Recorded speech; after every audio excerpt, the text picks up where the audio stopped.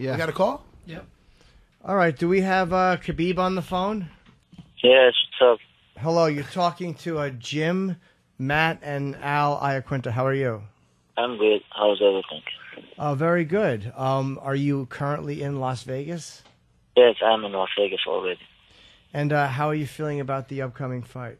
You know, it's the biggest fight in my life because I fight for the title, you know. And I finished my 2-month training camp in AKA San Jose, California.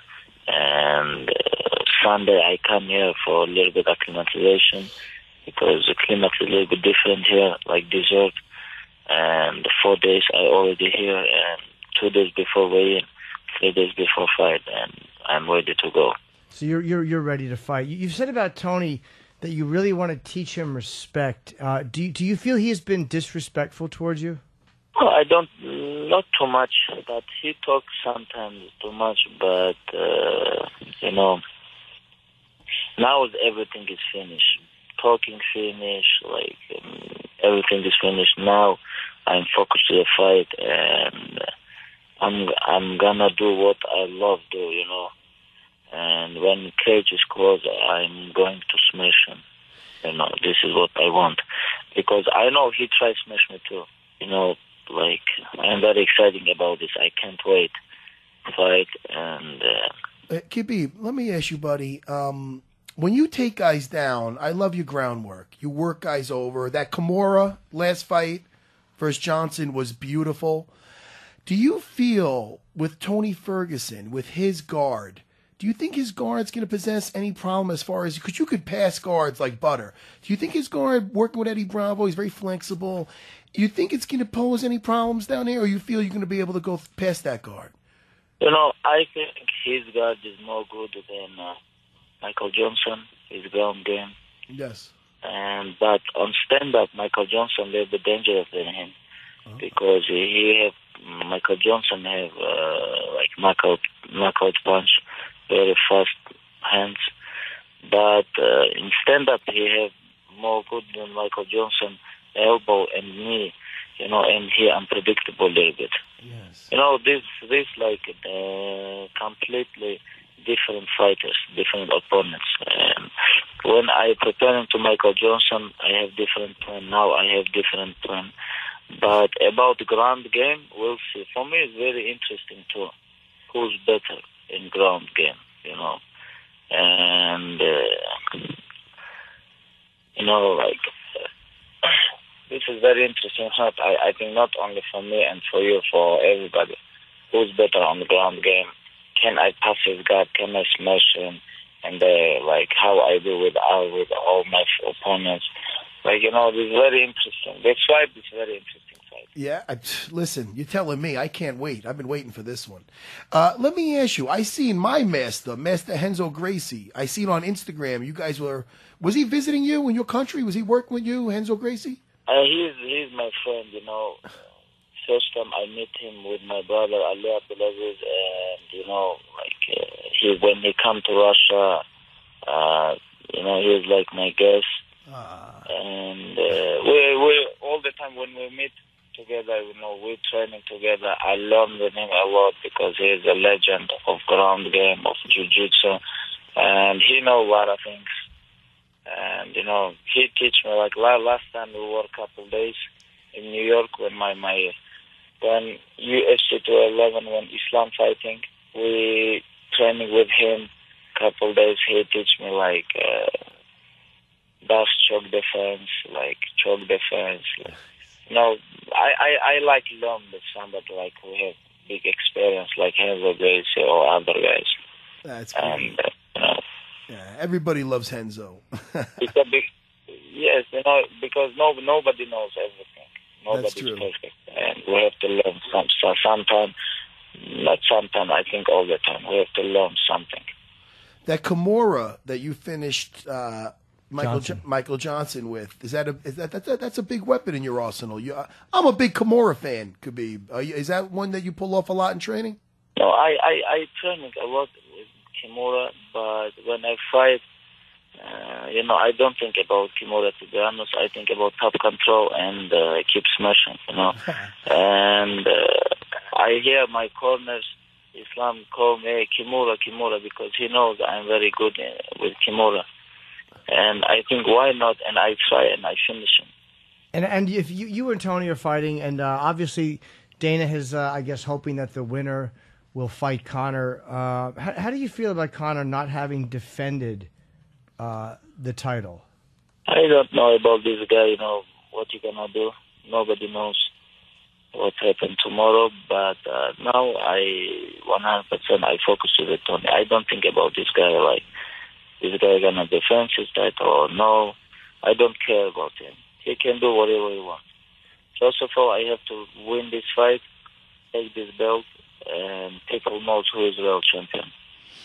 And is it true that your dad was not able to come and see you fight? He's been a part of your training. I fight without my dad last 5 years, because he cannot come to my fights in USA when I have fighting, because I fight all the time in USA. He don't have visa. And, I don't know why this news becomes big, but he is not my corner last 5 years. Right. But I'm just saying, is it one of the... Of course, this is very... Yeah, of course, this is very bad, but we every day talk with him. He called me, like, we talk about fights, talk about weight, like everything. Like, he's in my heart. Everything is perfect. Okay, so you feel ready. And it seemed after the Michael Johnson fight, I really liked how you were with him. You seemed like you had a lot of respect for his toughness and for the fact that he was difficult to put away for almost 3 rounds. Yes, of course, I respect him like opponent, like personal. He's a tough guy, and I don't think somebody dominating with him like me. But I wanna say good luck for him for his career. I hear yesterday maybe he go down to 145. I talked with Rashad yesterday, but we'll see. We'll see. Of course, I respect him. How hurt were you in that first round? He looked like he tagged you a couple of times before you finally got your hands on him. Were you hurt at all in that first round against Michael Johnson? No, he catch me one time. He catch me, but I control everything. When he catch me, I told him that's it.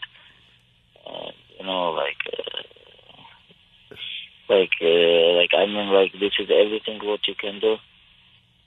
I talk with him. I have fun, enjoy when I fight.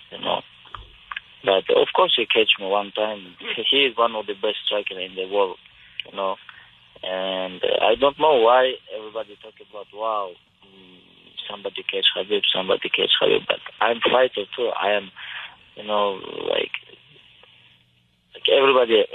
everybody can catch somebody. Everybody have chance, and I stay with him too long without my game plan.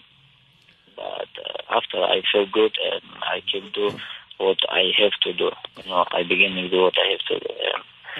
Yeah, you imposed your game plan, all right. But let me ask you, what really amazed me was not you so much talking to Michael Johnson, because that could happen during a fight, but the fact that you're talking to Dana on the stool. Now, that's got a lot of... to me, I thought that was amazing. You're in the middle of a fight with a tough SOB like Michael Johnson, and that first round you ended up taking it away. Those last 2 minutes on the ground, you gave him a beating, but he was in that first round. So you're still in the midst of this fight, but yet you're telling Dana you want to tell your boy to I think you was calling Conor his son, saying your son's avoiding me. You got to make me fight him. What is going through your head, and are your coaches upset with that during the fight? I enjoy about this when fight. I see Dana is very close to me, and I think why I have to talk with him. Why not? I told him what I'm gonna do. Sometimes it's good. Why? I can talk with Dana. I can talk with my opponents. Relax, stay relaxed. This is very important for your mental, for your fighting game. But after Javier Mendez say, hey, focus on your fight. Don't talk with him. Focus on your fight. Say, okay. Yeah, I was going to say, your coaches might get upset. Yeah. That's hysterical. All right, well, you got, man. I don't think you're upset with me, but you know, like sometimes we have to talk like this with them. You're close with him, bro. And, you know. Did he say you're cool? Hey, you know, I tell him, be careful. I'm gonna smash your boy. You know? That's what I want. I let him know. Let him know. Hey, listen, I want you to do it every fight. I'm a huge fan. I thought it was entertaining as hell. I'd never seen that before.